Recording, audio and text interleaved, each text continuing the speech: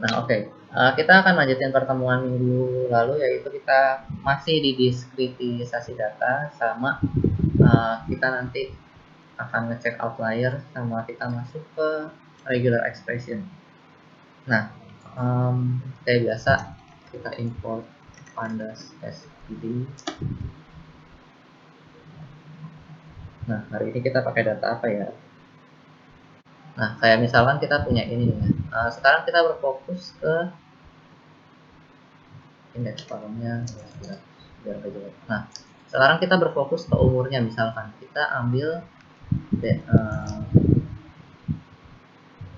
age sama dengan df age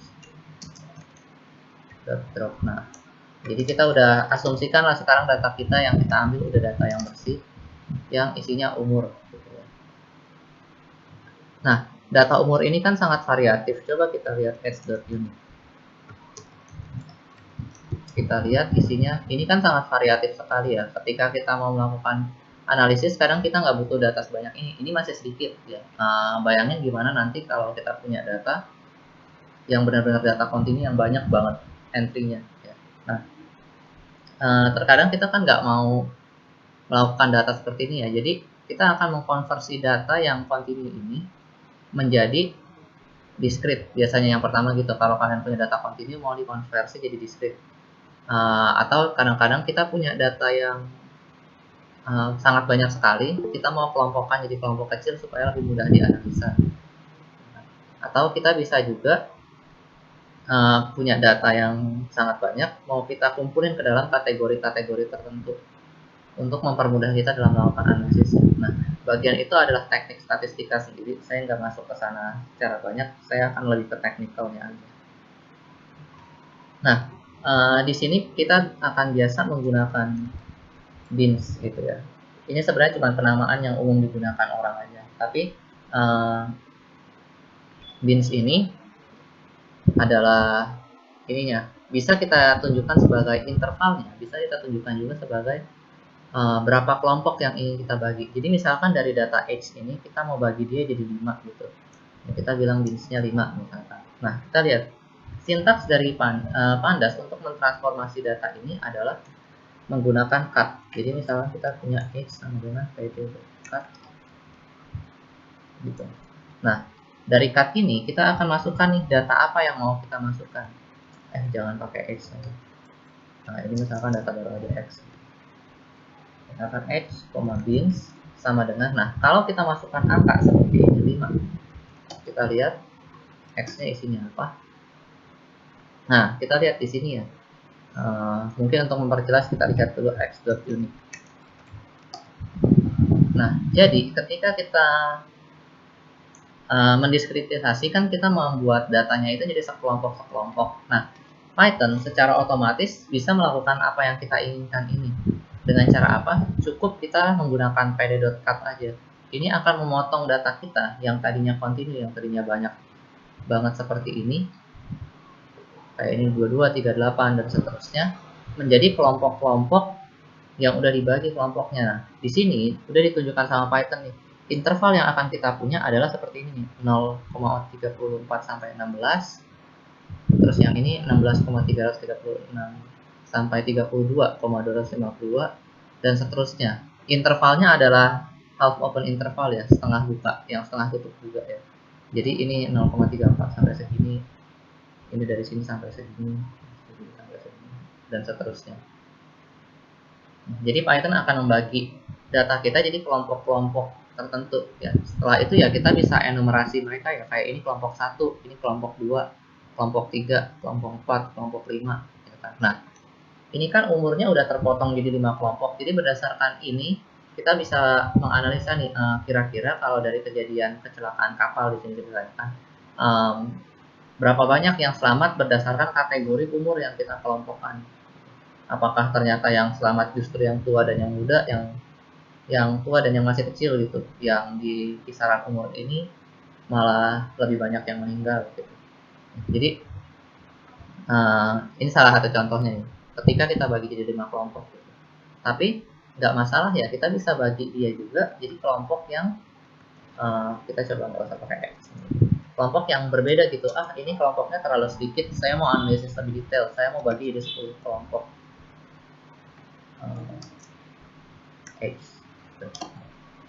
PD.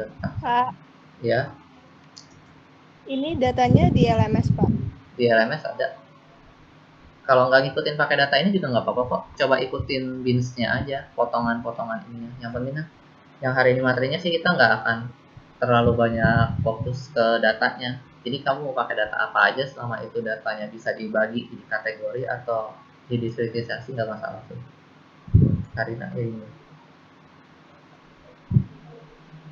Oke, jadi kita bisa lihat nih, kalau kita bagi 10 ya intervalnya makin panjang, jadi 10. Ya. Sampai sini ada pertanyaan?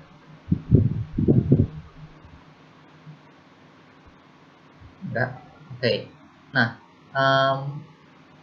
dalam hal ini ketika kita membagi dia jadi bins, kita jangan bagi yang banyak-banyak.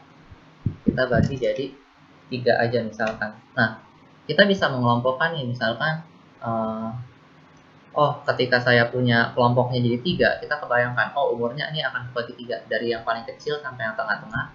Terus yang tengah-tengahnya satu kelompok, yang dari tengah-tengah ketua satu kelompok gitu. Nah, kadang-kadang kan kita mau memberikan sebutan gitu. Ketika kita ngelihat kayak gini, aduh ini interval saya pusing nih, ini maksudnya apa nih gitu. Jadi kalau kita tampilkan binsnya 3 seperti ini kan interval, terus wah apaan sih ini, pusing nih saya ngeliat ini. Nah, untuk mempermudah kita bisa kasih label untuk dia. Labelnya adalah sebuah list yang panjangnya sama persis dengan ini. Berapa banyak ini. Jadi kita misalkan bilang ini adalah anak-anak gitu. Kelompok pertama kelompok anak-anak. Kelompok kedua adalah kelompok dewasa lah gitu. Kelompok dewasa. Dan kelompok ketiga adalah kelompok lansia gitu. Nah, kalau kita lakukan ini, argumennya salah, labels harusnya. Nah, yang ditampilkan jadi bukan interval-interval lagi, tapi kelompok yang kita inginkan. Nah, tentunya ketika kita melakukan diskritisasi data seperti ini, kadang-kadang kita punyanya numerik ya, kita ingin ubah dia jadi numerik lagi ya boleh, nggak usah pakai anak-anak dewasa lansia gitu, kalian cukup 1, 2, 3 gitu. Jadi ini si 0 masuk kelompok 1, dia masuk kelompok 2, nanti kalau ada 3 masuk kelompok 3 gitu. Dengan cara seperti ini, Python yang udah akan ngitungin kita bagaimana kalau kita mau membagi jadi 3 kelompok gitu. Logiknya ya biasanya tinggal rentang ujung-ujung terus dibagi jadi 3 intervalnya.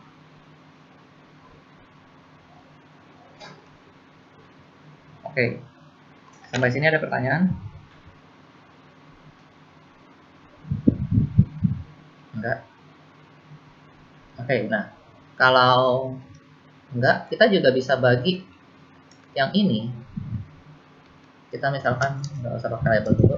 Binsnya ini, kalau dari tadi kan kita masukin angka, artinya kita kasih ke Python untuk menentukan saya pokoknya mau 3 kelompok, kamu bagi gitu.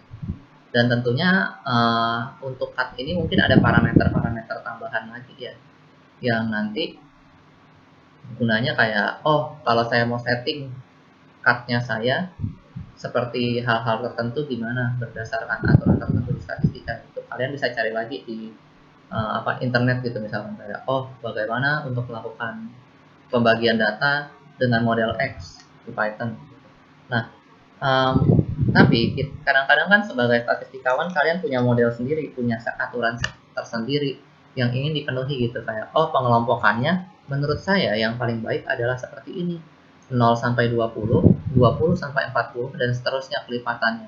Atau mungkin mau yang gak jelas gitu, saya mau mulainya umurnya dari 0 sampai 15, tapi setelah itu rentang intervalnya mau 15 cuma sampai 20, karena menurut kalian dengan ini kalian bisa dapat insight yang lebih baik gitu. Lalu 20 sampai 40, lalu 40 sampai 55 gitu. Lalu sisanya adalah dari 55 ke atas, kalian kelompokin jadi satu gitu. Nah, umurnya kan ya kalian tinggal cari sebenarnya ya, masukin 100 gitu misalkan, ya udah terus kalian buat seperti ini. Nah, Python akan membagi ke dalam kelompok-kelompok yang sesuai seperti apa yang kalian mau.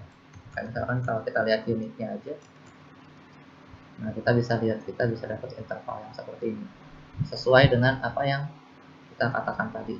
Nah, ini posisinya nggak di sort sama Python ya, karena pertama kali dia akan menemukan 20-40 kan, kalian lihat ya, pertama kali dia ketemu data di interval segitu. Coba data pertama kita. Nah, ini kan tadi aja ini datanya intervalnya segini.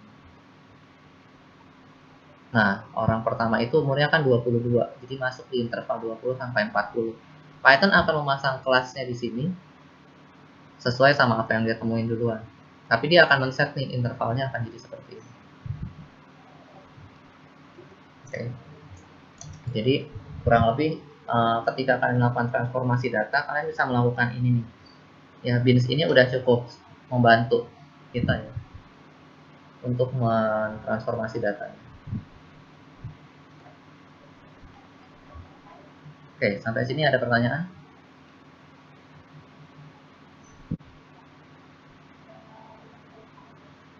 Pak, Ya. yang tadi itu kan yang umur yang pertama kan 16,3 16,3 gitu kan. Tapi kenapa dia masuknya 20?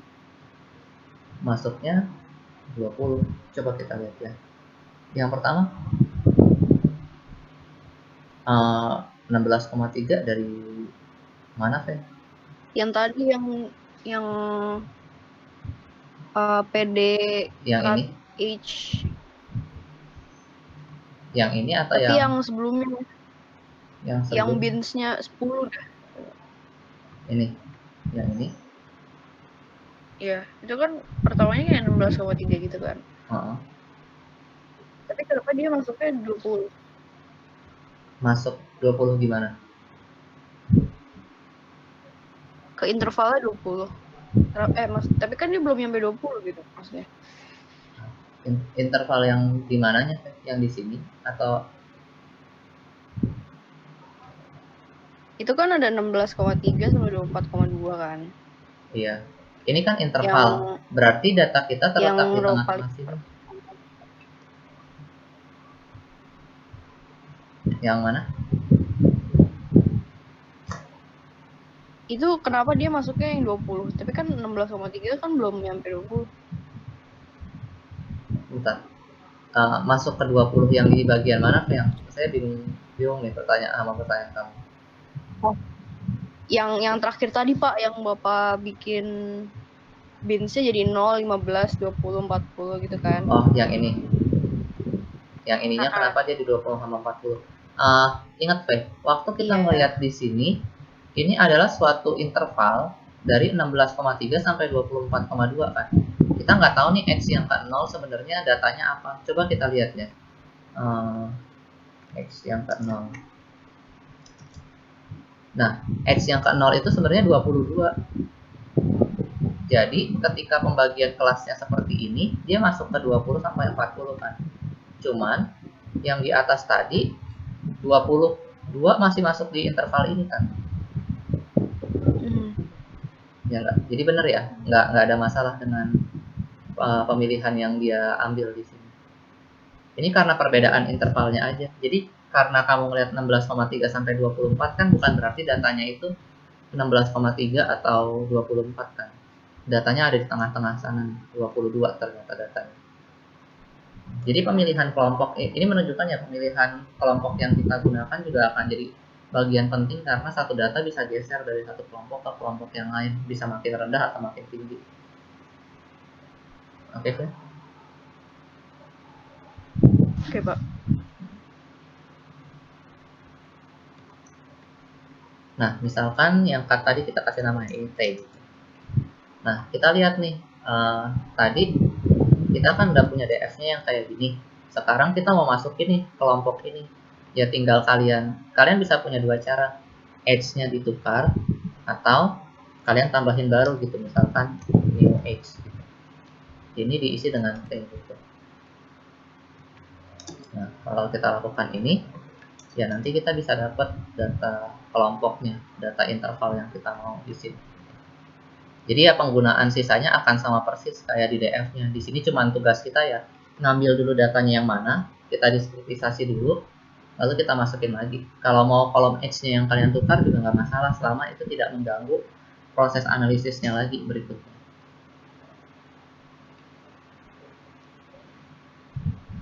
Oke, sampai sini nggak ada masalah ya berarti. Untuk yang bagian, Pak, oh ya, kenapa?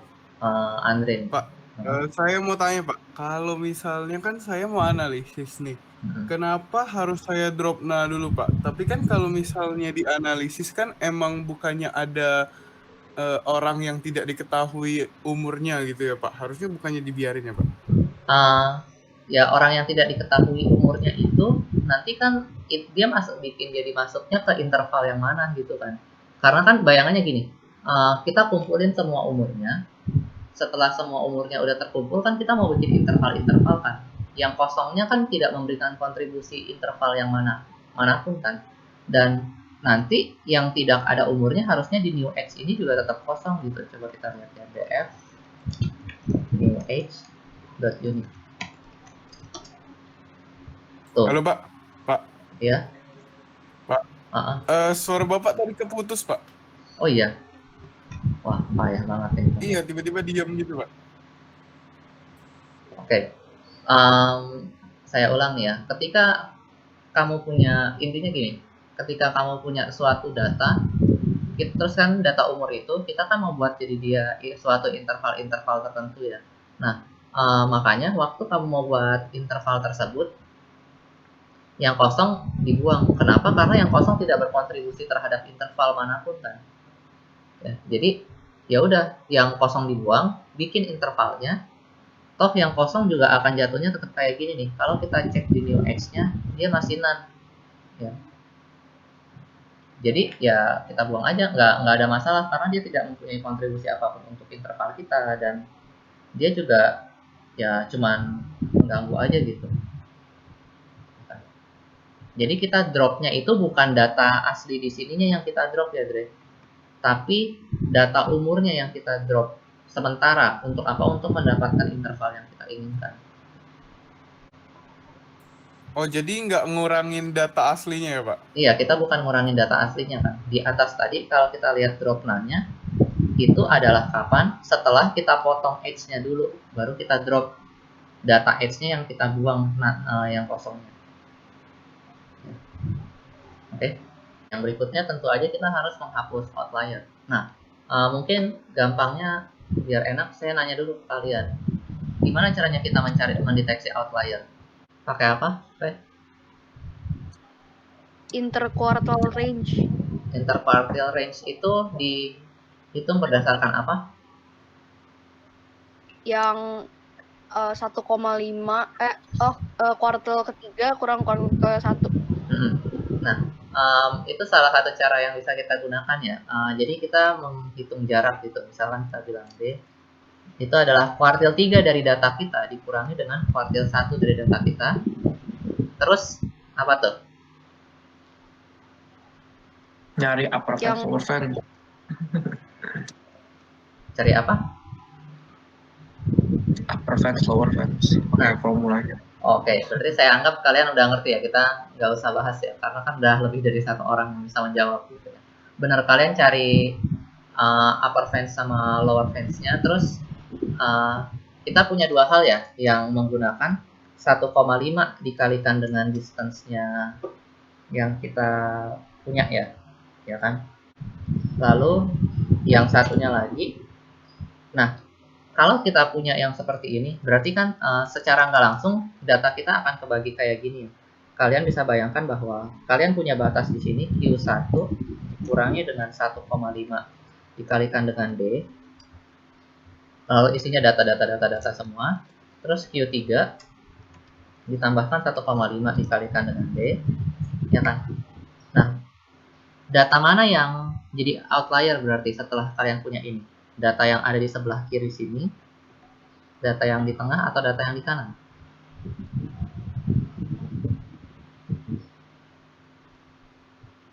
Yang di kiri kanan dong Pak. Ya bener ya, yang di kiri kanan ya. Nah, ada beberapa istilah yang menyebut data yang ada di kiri kanan ini itu jadi apa? Minor outlier ya. Kalau untuk cara major outliernya gimana tuh?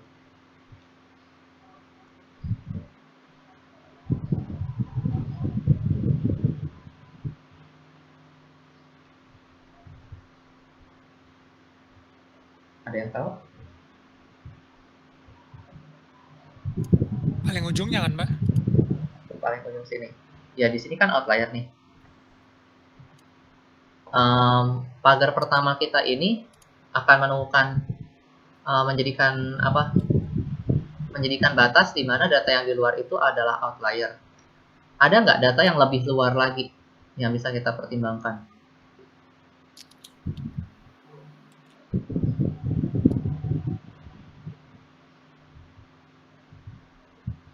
Enggak. Sebenarnya kita masih bisa mengecek ini ya. Dan ini bisa Oh, yang terjadi. tambah itu 3D ya, Pak? Iya, benar. 1/2 dari itunya. Nah, iya ya. Nah, dengan menggunakan ini, data kita yang ada di tengah-tengah sini akan menjadi data yang biasa-biasa aja, data yang standar. Yang ada di sini dan di sini, ini semuanya udah masuk outlier, tapi yang di dalam interval tengah-tengah 1,5 dengan 3 ini masuk ke minor outlier, yang lebih keluarnya lagi, di luar 3 ya, itu major outlier. Nah, biasanya, jadi salah satu kesulitan dari menganalisis data adalah kadang-kadang kita nggak bisa tahu pasti apa yang kita pikirkan di kepala kita itu benar atau tidak. Contohnya ketika kalian mendeteksi outlier kayak gini. Kalau kalian mendapatkan data yang di minor outlier, ya, prediksi pertama yang harus ditanamkan di mindset kita adalah, oh, data ini outlier, berarti ada kejadian khusus di data yang seperti ini. Bayangkan kalau kalian punya data pembelian yang naik turun, ya kan, terus tahu-tahu ada data yang tinggi banget, tapi masih di dalam sini. Dia minor outlier. Nah, berarti kita bisa berpikir dulu untuk mencari tahu lebih lanjut bahwa ini adalah kejadian khusus apa nih yang terjadi di sini. Ya. Itu yang pertama. Nah, yang kedua, kalau data kita lebih jauh lagi keluar sampai ke sini, prediksi pertama yang kita pikirkan adalah apakah data ini salah input gitu. Karena kan ketika kita punya data yang ada di outlier, perkiraannya ada dua kan ya, apakah ini salah input, atau yang kedua, apakah ini data yang memang karena suatu kejadian khusus gitu. Ya kalau datanya time series lebih enak, karena apa? Kita bisa ngeliat nih outlier ini periodik atau enggak. Kalau data outliernya periodik, berarti kita tahu nih, berarti setiap waktu ini ada suatu kejadian gitu. Contohnya adalah data penjualan biasanya. Misalkan kamu punya toko baju gitu, terus kita ngeliat, wah, ada data kita ada outlier nih di beberapa tanggal. Biasanya di situ kita bisa menarik kesimpulan nih, ada hari besar yang lagi dekat dengan data kita nih. Biasanya ya tinggi, kita dapat data outlier itu apa ya, biasanya dekat Lebaran, dekat Natal, dekat Imlek gitu kan. Atau mungkin kalau kalian jual bendera gitu, biasa dekat 17-an ada data yang bakal di outlier gitu karena naik tinggi sendiri ya. Nah, jadi kayak gitu tuh, mendeteksi outlier akan penting untuk permodelan kita. Kenapa? Karena ketika kita mau menganalisis data, outlier ini kadang-kadang yang membuat prediksi kita jadi nggak tepat gitu. Contohnya kayak kalian melihat harga dolar gitu, lonjakan harga dolar. Kalian akan melihat kenaikan yang sangat tinggi sekali perubahannya. Itu kan waktu tahun 98 ya, waktu krisis moneter besar-besaran di Indonesia ya kan. Nah, data yang kayak gitu kan sebenarnya itu udah masuk outlier ya, karena perbedaannya kan cukup jauh ya. Kalau nggak salah naik dari 10.000 sampai ke 20.000 kan, kalau saya nggak salah ingat. Saya belum lahir juga sih, udah lahir dong. Saya udah lahir cuman masih kecil banget, tapi dengar dikasih tahu orang aja gitu. Jadi data yang kayak gitu kalau kalian masukkan ke dalam model kalian, itu akan membuat modelnya atau prediksinya ke depannya nanti nggak bagus ya. Karena kenapa? Kejadian seperti itu terjadi belum tentu secara periodik kan, karena sekali doang kan kejadian krisis moneter besar itu. Nah, jadi salah satu kepentingan kita mendeteksi outlier adalah ya untuk memprediksi hal-hal seperti itu. Nah, misalkan kita kembali ke data X kita lagi aja nih, DF. Kita umur gitu. Nah, sekarang apa yang perlu kita lakukan nih ketika kita mau mencari outlier dari data kita ini? Nah, kayak biasa, kalau sulit langsung masukin ke DF-nya, kita bekerja sama data yang isinya cuma tunggal aja seperti ini. Oke, sama kayak tadi alasannya, kita akan membuang yang kosong, karena yang kosong nggak bisa dikomputasi, ya kan? Karena kan kita mau mencari kuartil, sebagainya itu kita perlu komputasikan. Berarti kita ambil data seperti ini aja. Nah, berarti kita udah tahu nih, karena kalian tadi juga udah tahu cara mencari outlier, kita akan mengurangi kuartil 3 dengan kuartil 1. Ya kan? Nah, gimana cara menemukan kuartil 3 dan kuartil 1 dari data umur ini? Nah, kayak biasa kita, wah, apa ya? Wah, saya nggak tahu nih. Ya udah, kita gunakan aja sahabat kita Google. Pandas gitu kan. Pasti kan kita mulainya dari Pandas. Kalau Pandas nggak bisa membantu kalian menemukan datanya, ya Python aja, Pandas Python. Pandas apa nih? How to extract. Ya keywordnya kan bisa pilih-pilih aja, how to extract kuartil 2. Third kuartil ya harusnya ada. Oh, ada nih. Kuartil atau kuantil? Kuantil bahasa Inggrisnya. Nah, kita bisa dapat nih gimana caranya.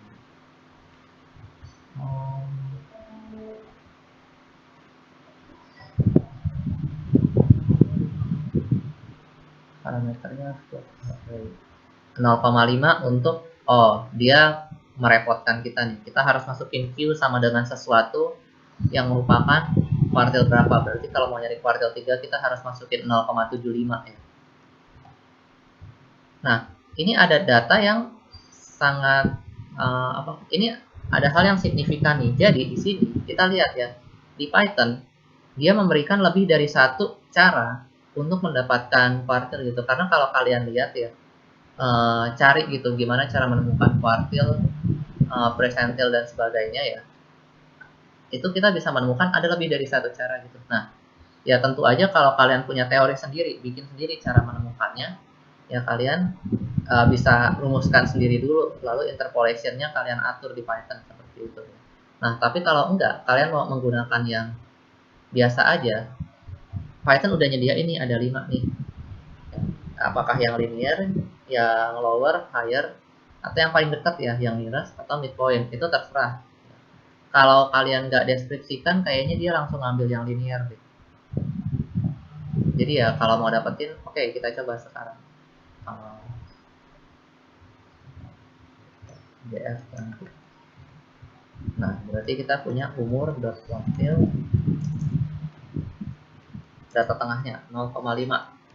Ya kalau mau lengkap kayak gini 28. Oke, berarti ya kalau kita mau dapat kuartil 3, distance yang tadi D-nya kita bisa ambil sebagai 0,75 dikurangin Q1 itu 0,25 berarti. Nah, terus setelah itu apa yang akan kita lakukan? Oh, saya mau coba mencari gitu kan, data mana aja yang jadi outlier di sini. Berarti kita bisa lihat bahwa kita ngecek nih dari DFH yang kita punya, mana aja yang lebih besar dari berapa nih. Kita ngambil berarti kita butuh Q3 ya. Kita butuh Q3 ditambahkan dengan 1,5 dikalikan dengan D. Wah, tidak bisa. Oh, D-nya kan nggak perlu lagi. Umur tambah ini. Nah, ini ada yang true, ada yang false. Ada nggak ya yang keluar? Coba kita lihat. Ini dikasih .unique lagi. Oh, berarti ada nih. Ada outlier di data yang kita punya. Ya, karena ada true di sini. Ya, terus dari situ ya tinggal kita lihat ya. Kalau kita mau, oke, saya sudah mendapatkan ini, saya mau yang true-nya aja gitu. Misalkan, berarti kan kita mau mencari data mana nih ya. Ini kan udah jadi parameter kita yang memberikan true false, apakah dia outlier atas atau enggak ya kan. Nah, berarti kita bisa tinggal cek DF yang age-nya lebih besar dari ini nih, siapa? Nah, ketemu nih. Wah, cukup banyak ya. Ya kan? Ini yang jadi outlier kita. Outlier atas. Mau nyari outlier bawah berarti tinggal ngapain? Tinggal kalian pakai OR ya kemarin. OR tinggal kita balik berarti.